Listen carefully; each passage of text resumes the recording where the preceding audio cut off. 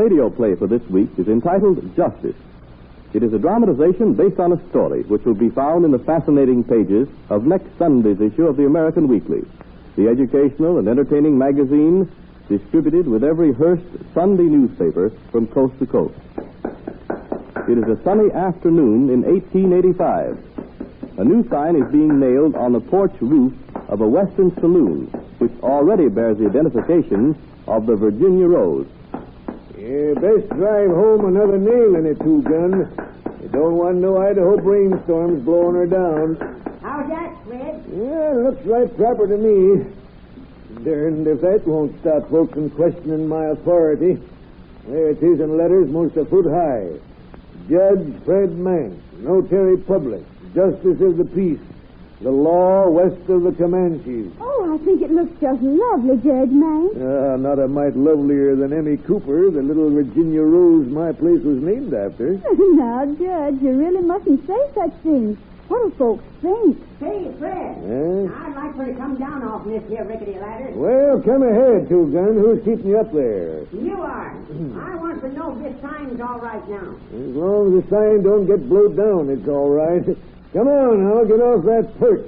It's almost time for the steam cars to be coming in, and we got work to do. Be right with you, Fred. Right with you. Two-Gun, have you hurt yourself? Well, darned if you ain't a man of your word, Two-Gun. You said you'd be right with me, and here you are. Yep, but from the way I feel, I ain't sure if I'm all in one piece. Well, whilst you're making sure, suppose you go and lock your prisoner from that tree you've got him shackled to out back.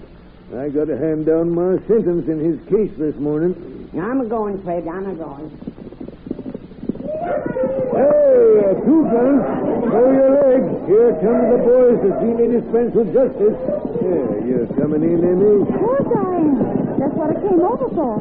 Why, Uncle Walter said I hadn't seen the West till I'd seen you hold court. Well, now, that's mighty kind of your Uncle Walter, Emmy. Oh, it's too bad, Judge Mank, you haven't got a real courtroom instead of just a saloon to preside in. And step right in, Emmy. Oh, thank you, sir. Don't you fret none. The Virginia Rose suits me right down to the ground. No time wasted from my business to tend to my judicial duties. Well, there's something to that, Judge. Yes, sir, Emmy. All I have to do is take off this here apron, and the bar for drinks becomes a bar for justice. Well, And the butt end of my six-shooter here is better than any gavel. You can't enforce law and order with a gavel like you can with the business end of a six-shooter. Make way for the law. Make way for the law. March in there, you coyote. Here's your prisoner, Your Honor. Here he is. Here he is. This honorable court is now in session. And if anybody wants a snort before we start, step up to the bar and name your poison. Two-Gun, here, hold this apron. Yep. As you fellas know, the prisoner has been found guilty of stealing one of Alt Holman's horses. It's a lie. It now becomes my legal duty to pass sentence. Prisoner, have you anything to say why the judgment of this court should not be pronounced upon you? I didn't steal no horse. You have been tried by 12 good men and true, and they have said you are guilty. Time will pass and seasons come and go. Spring with its green grass and myriad flowers on every hill and dale. Then hot summer with its shimmering heat waves on the horizon. Then fall with her yellow harvest moon and the hills glowing brown and golden under a receding sun. And then winter with its howling winds and all the land mantled with snow. But you won't be here, prisoner, for you're going to be taken to the nearest tree and hanged by the neck until you are dead, you saddle-colored son of a gun. Order in the court. Make mine a bear. Two-Gun, any further cases to be brought to our attention this morning? Well, yes, Fred. I mean, Your Honor. A stranger was found shot to death last night on the edge of town. A search revealed that the dead man had this $40.20 in one pocket and this gun in another. What to be done about it? Yes. This gun and how much money did you say? $40.20, Your Honor. I hereby find the deceased guilty of carrying concealed weapons and fine him $40.20. Next case. here comes the Overland Express, Fred. That's right. And since it stopped here at Wagon Wheel long enough for a quick drink for thirsty passengers, it behooves me to adjourn court. Court adjourned. Hey, here, give me back my apron. Now, the Virginia Rose ain't no longer a courtroom. Take your prisoner outside. All right, Fred. Shall I sing him up now? No, you'll have to wait until the Overland Express pulls out. And get back as quick as you can, Two Gun. We got to keep law and order here in the Virginia Rose if we have to fill somebody full of lead. Right, Fred, right. My You come on with me, Judge, prisoner. man. I declare I never saw justice respect so fast in all my born days. Oh, shucks, Emmy. Being the law don't take nothing but common horse sense. There's just two things to do in judging. Hang 'em or fine 'em. Hey, Fred, how about a little snort over here? Coming right up. The train's in, Fred, and there's a tenderfoot from the east with him. Yeah, I'm ready for him, Two Gun. Hey, Pedro, what are you doing here? I want to make talk with the senorita. Buenos dias, senorita. I thought my Uncle Walter made it plain to you that you aren't to make any attempt to converse with me. On the street, see. But when you come here to this cantina, that is a horse for of a different color, no? No. Listen, you half-breed. The lady said no. Rambo, I never see you before, tenderfeet. Who are you? I just came in off that train. But never mind that. Just see that you don't annoy this lady anymore. I spin your Oh, face. no, you won't. Take that. Oh, you killed him. I hope so, miss. Oh, just a little friendly argument, folks. Don't pay it no mind. Two Gun, drag Pedro outside. Fred. Stranger, it's a good thing you'll be on that train again when that half-breed wakes up. I'm not worried. Oh, my name's Boley. Matt Boley. I wonder if you'd introduce me properly to this young lady. Why, gladly. Emmy, meet Matt Boley. Stranger, this here's Miss Emmy Cooper, our little Virginia Rose. How do you do? Hey, sing out a tune, Jake, will you? Excuse me, folks, I got to tend to the bar now. Listen to Jake for a spell. Oh, thank you, Mr. Bowley, for doing what you did. Oh, Miss Cooper, it was a pleasure. Shall we sit over here? Thank you. I am a roving gambler. I ramble down in town. Wherever I meet with a deck of cards, I lay my money down. I had not been in Washington many more weeks than 3 when I fell in love with a pretty little girl who fell in love with me.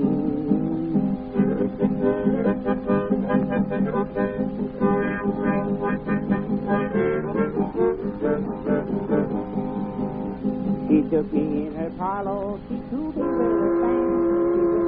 Oh, Matt, your train's leaving. Oh, let it leave. Well, are you going to catch the next one?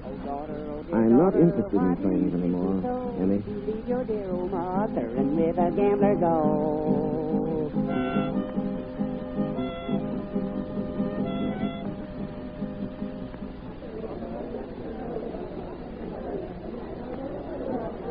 What are you doing here, Pedro? Didn't I tell you an hour ago you'd better be getting home while you can still walk? See, Mr. Banks. But I'm wait to see somebody. Well, you can't wait here. Now get going. But I got plenty money for to pay. You heard me, Pedro. Vamoose. See, I go. But I shall return. Hey, what's the matter with that half-breed, Fred? Search me, Two Gun. He says he was waiting to see somebody. I told him to wait someplace else. Say, Fred, speaking of waiting, do I have to wait around any longer tonight? My feet hurt. You're waiting around, feet or no feet. You can't go until I put out the light. You got to be around in case any trouble starts. Oh, look who's coming. Emmy and Matt. Don't they make a nice couple, Two Gun? I guess so, but you can't prove it by me. Well, folks, you having a nice time? Oh, yes, indeed, Judge Manx. But it's so hot dancing, Matt and I are going out to cool off. Yes, I'm doing a little stargazing. It's just the right kind of a night for it. Well, I've got to see that nobody gets to see the stars in here. We get it. You mean a broken Yeah, head? that's right, son. Oh, Matt, look at those stars. Don't you feel as if you could just reach right up and pick them like buttercups? Well, I'd rather reach right out like this for you, Emmy. Matt. Emmy, you know I love you, don't you? Yes, Matt. Darling, let's get married right away tonight. What do you say? Oh, Senorita, say nothing. I, Pedro Mendoza, will answer you. You will never marry with her, senor. I've been waiting all the time just for this. Oh, Matt. Emmy, darling, run back into the cafe. I'll take care of this rat. He'll kill you, Matt. Senorita, it's much better if you go inside. Oh, Come on, you. We'll settle this for good. Judge Matt. Dugan, come quickly. Well, what's the matter, Amy?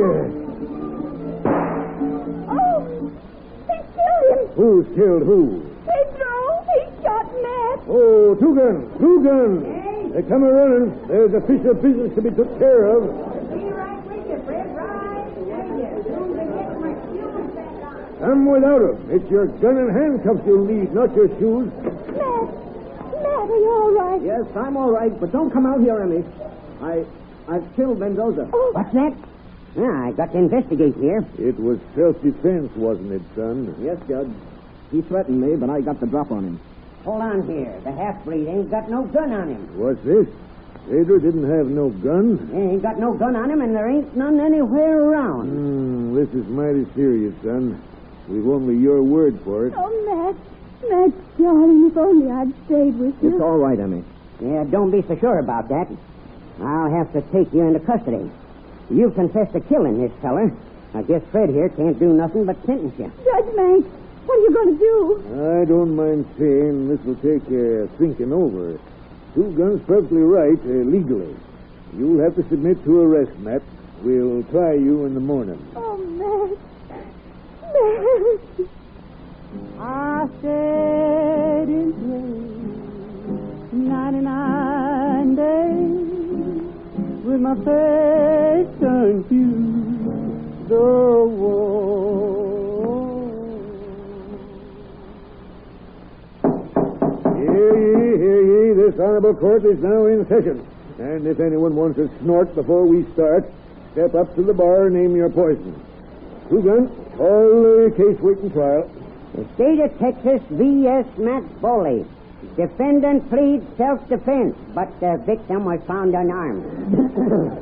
This here volume, the revised state statute for 1879, is a complete library for the law west of the Comanches. Now, I read this darn book from cover to cover last night. It says in here there are certain laws about shooting a white man and certain laws about shooting a black man. But nowhere can I find that it's against the law in Texas to shoot a half-breed. Case dismissed. Matt. Oh, Matt, darling, you're free. Emmy, my dearest. Here's your apron, Fred. Hold on, Dugan. From the way Emmy and Matt are taking on, it looks like I'll have to sentence the prisoner after all. Oh, but Judge Knight. Emmy, I hereby turn the prisoner over to you for life.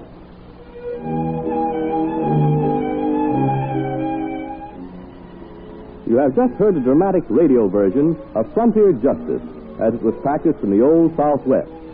The amusing story from which the dramatization was taken will appear in next Sunday's issue of the American Weekly, the magazine distributed with all Hearst Sunday newspapers from coast to coast. This is Wentworth announcing and turning the microphone over to your own announcer.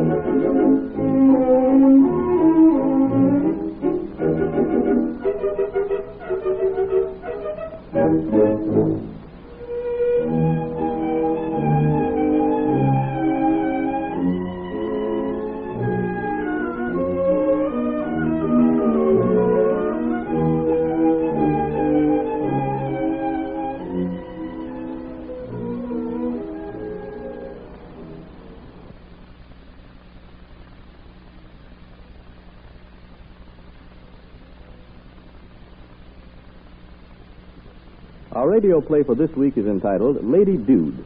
It is a dramatization based on a story which will be found in the fascinating pages of next Sunday's issue of the American Weekly, the educational and entertaining magazine distributed with every Hearst Sunday newspaper from coast to coast.